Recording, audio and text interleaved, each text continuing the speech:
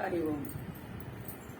సదాశివసమారంభం శంకరాచార్యమధ్యమాం అస్మదాచార్యపర్యంతాం వందే గురుపరంపరాం. హరి ఓం. శ్రీ గణేశాయ నమః. శ్రీ సరస్వత్యై నమః. శ్రీ గురుభ్యో నమః. 3వ అధ్యాయము కర్మయోగము 9వ శ్లోకం. యజ్ఞార్థాత్ కర్మణో అన్యత్ర లోకోయం కర్మబంధనః తదర్థం కర్మ కౌంతేయ విత్తసంగః సమాచర. యజ్ఞార్థాత్ కర్మణః అన్యత్ర లోకః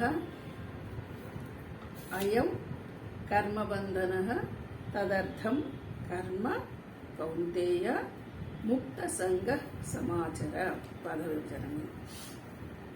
ఇక్కడ చూడండి, నిన్నటి క్లాసులో మనము ఈ కర్మ చేయడము చేయకుండా ఉండటము శాస్త్ర విహితములైనటువంటి కర్మలు మాత్రమే ఆచరించటము అన్న విషయాన్ని మనం చెప్పుకున్నాం.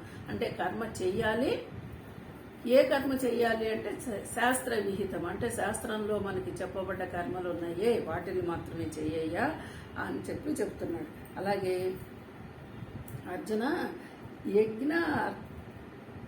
యజ్ఞార్థము చేయబడు కర్మలు గాక ఇతర కర్మలలో నిమగ్నముల వలన ఈ లోకములో మనుష్య సముదాయము కర్మబంధంలో చిక్కుకొనును. అంటే ఏం చెప్తున్నాడు? తదర్థం కర్మ కౌంతేయ ముక్త సంగ సమాచార. అంటే ఎవరైతే యజ్ఞము ద్వారా చేయబడేటువంటి కర్మలు కాక ఇతర కర్మలలో నిమగ్నములై ఉంటారు. అంటే ఇక్కడ యజ్ఞము యాగము అవన్నీ ఏంటి? అందరికీ ఉపయోగపడేటువంటి పనులు. అవి కాకుండా ఇంకా ఏం చేస్తారు? కర్మబంధంలో చిక్కుకోవడానికి కేవలము నాకు, నేను, నాది అని చేసేవి తన వరకు. అదే యజ్ఞము యాగము ధర్మము దానము చేయటము ప్రజోపకారమైనటువంటి పనులు చేయటం వల్ల అవి కూడా కర్మలే, ఇవి కూడా కర్మలే. ఈ 2 రకాలుగా చేసేటువంటి వాళ్ళు కర్మబంధాలలో అంటే ఇప్పుడు మనకి కర్మబంధాల్లో ఎప్పుడు చిక్కుకుంటున్నాడు? నేను, నాది, నాకు మాత్రమని చేసేవాడు ఖచ్చితమైన బంధాలలో చిక్కుకుంటాడు. ఆ కర్మకు సంబంధించి నలుగురికి మేలు జరిగే పని ఏదైనా చేయగలిగిన వాడు ఆ బంధంలో చిక్కుకోడు అని మనకి ఇక్కడ అర్థం చేసుకోవాలి. ఎలాగ? కర్తవ్య కర్మను చక్కగా అంటే ఇక్కడ ఇప్పుడు నీ కర్తవ్యం ఏంటి? ఇప్పుడు మా కర్మలు చేయడం అనేటప్పటికీ సామాన్య మానవుడికి ఎలా వస్తుంది? నా పని నేను చేసుకోవడము నా కర్తవ్యము నేను చేసుకోవాలి. అంటే నీ పని నువ్వు చేసుకున్నా కూడా ఒక వ్యవసాయం చేసేవాడు, లేకపోతే ఒక బట్టలు మగ్గం నేసే సాలి కానీ వ్యవసాయం చేసేవారు కానీ వాళ్ళు ఏం చేస్తున్నారు?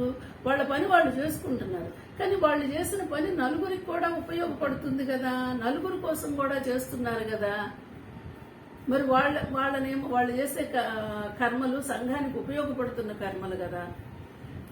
తాను వృత్తి పని చేసుకుంటూ తాను నేసిన బట్టలు నలుగురు కట్టుకోవడానికి పనికి వస్తున్నాయి. ఆ విధంగా సమాజానికి సేవ చేసిన వాడే.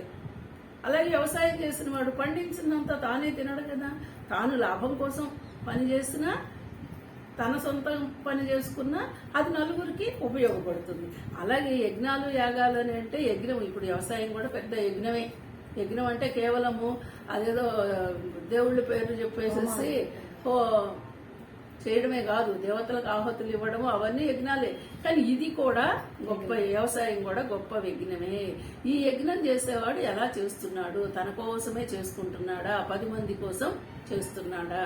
ఒక ఏడాది పోయినా మళ్ళీ కూడా పనిచేస్తాడు, మళ్ళీ ప్రయత్నిస్తాడు, మళ్ళీ పండిస్తాడు. అంటే తన ధర్మాన్ని తాను వదలడల్లా. ఇదిగో ఈ విధంగా చేయడము నిజమైన కర్తవ్య కర్మలు అంటున్నాడు. అలాగే మరి ఆ కర్తవ్య కర్మలను చక్కగా ఆచరింపు అంటే ఇక్కడ ఎందుకు చెప్తున్నాడు? కర్మ ఇప్పుడు అర్జునుడు ఏమడిగాడు? నేను చెయ్యడం మేలా చేయకుండా ఉండటం మేలా అని అడిగాడు. అంటే యుద్ధము అనేటువంటిది ఇది కూడా ఒక కర్మే కదా, ఇది నేను చెయ్యాలా చెయ్యొద్దా అని అడిగిన ప్రశ్నకి ఇదిగో కర్మలు అనేవి ఇలా ఉంటాయి, ఇలా చెయ్యాలి అని చెప్పి మనకు చెప్తున్నాడు.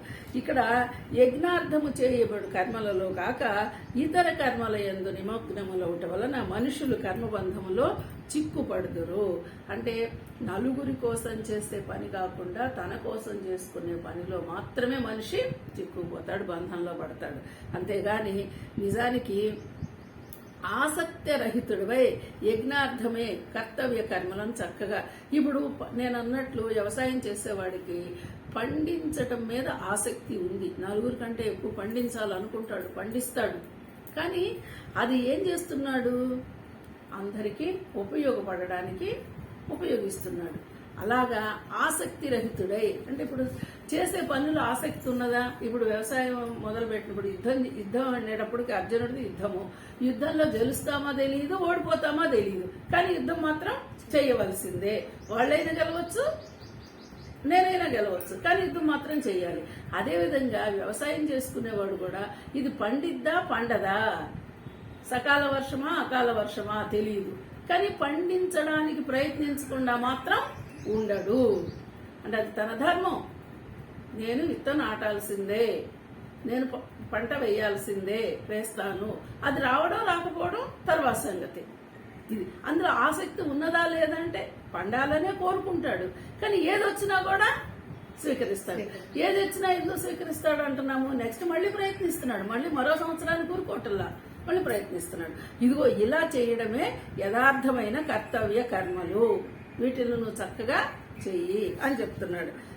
తర్వాత శ్లోకం, సహయజ్ఞ ప్రజా సృష్ట్వా పురోవాచ ప్రజాపతి అనేన ప్రసవిధ్వంసం ఏషయో స్తిగ్ధ కామ దుఃఖ. అంటే ప్రజాపతి అంటే ప్రజాపతి అయిన బ్రహ్మ, కల్పాది పుర అంటే ఎప్పుడో పూర్వం నుంచి కల్పాది అందు యజ్ఞ సహితముగా ప్రజలను సృజించి అంటే చెప్తున్నాడు. వాచ పలికెను. ఇప్పుడు చూడండి, సృష్టి ఆదిలో బ్రహ్మదేవుడు ఈ ప్రజలను సృష్టించాడు. కల్పాది అందు ఎప్పుడు సృష్టించాడో, ఎప్పుడు పుట్టామో తెలియదు. ఈ జన్మకి ఇప్పుడు డేట్ వేసుకుంటున్నాం, అది కూడా బర్త్ డేటే వేస్తున్నాము, డెత్ డేట్ తెలీదు.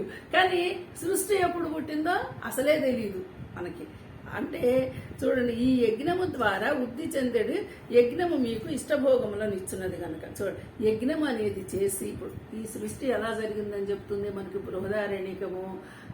బ్రహ్మ యజ్ఞం చేశాడు, యజ్ఞము నుంచి ప్రజాపతి బ్రహ్మ ఈ కల్పము ఇదంతా సృష్టి జరిగింది. ఈ సృష్టిలో మానవుడు కూడా వచ్చాడు. ఈ లోకంలో ఉన్నటువంటి జీవులన్నీ కూడా ఈ విధంగా సృష్టి జరిగింది. ఆ సృష్టి ఎందుకు చేశాడు అనంటే దానికి జవాబు సృష్టి ఉండాలి. సృష్టి లేకపోతే ఇంకోటి లేదు. మనం ఎప్పుడన్నా కోపం వస్తాను, ఎందుకు పుట్టించాడు అనుకుంటాం. ఎందుకు పుట్టించాడు? నీ ప్రారంధాన్ని నువ్వు అనుభవించడానికే పుట్టించాడు. ఈ సృజించడం కూడా ఆయన ధర్మము, ఆయన ధర్మం కాబట్టి ఈ లోకాన్ని సృజించాడు. మరి అలా సృజించినాడు. ఈ యజ్ఞముల ద్వారా వృద్ధి చెందాడు. యజ్ఞం ద్వారా ఏ వృద్ధి చెందిస్తున్నాడు చూడండి. యజ్ఞములో హవిసులు సమర్పిస్తారు, అవి తీసుకెళ్లి అగ్ని ద్వారా దేవతలకు ఇస్తున్నాడు. ఆ దేవతలు ఏం చేస్తున్నారు? వర్షం కురిపిస్తున్నారు. వర్షం ద్వారా ఏం జరుగుతుంది? పంటలు పండుతున్నాయి. పంటల ద్వారా ఏమవుతుంది? మనం అంతా తృప్తిగా పుష్టిగా ఉంటున్నాం. మళ్ళీ ఉత్పత్తికి కారణం అవుతూ ఉన్నారు. అది రక్త శోణితాలుగా మారుతున్నాయి, మళ్ళీ జన్మలకి కారణం అవుతున్నారు. ఈ సృష్టి పునః జరుగుతూనే ఉంటుంది. ఇలాగే ఇష్టభోగములను ఇస్తున్నది గాక.